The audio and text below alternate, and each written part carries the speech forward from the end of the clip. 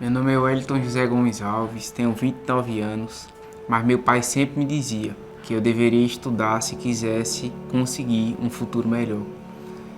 Paiinho é analfabeto, maninha também era analfabeta, que ela faleceu, mas eles sempre me falaram que estudasse, falaram que corresse atrás, porque se eu quisesse um futuro melhor, eu deveria estudar.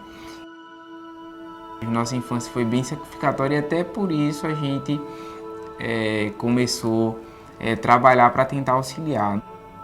Eu cortava cana, meu pai ainda é cortador de cana. A vida de quem corta cana é uma vida de restrições, né? É uma vida de você querer comprar as coisas muitas vezes e não poder.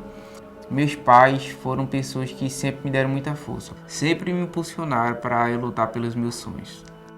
Eu acreditaria em Wellington que dava certo, porque ele foi uma pessoa assim que sempre passou confiança, sempre foi um jovem aberto e muitas vezes as pessoas se aproximavam dele porque ele foi sempre um jovem bondoso, né? Eu tenho certeza que ele vai ser um médico excelente para a população.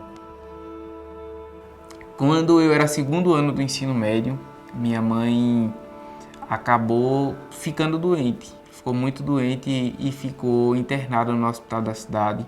Eu cheguei e falei com o médico e pedi a ele que ajudasse minha mãe, porque eu também queria fazer medicina. E lembro de uma frase bem marcante que foi naquele momento minha mãe começou a chorar e disse assim: "Pena que eu não vou estar aqui para poder ver".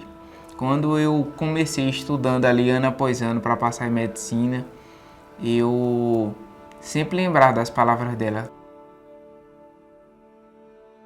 A confiança é a ferramenta mais poderosa que você pode ter para mudar a sua vida.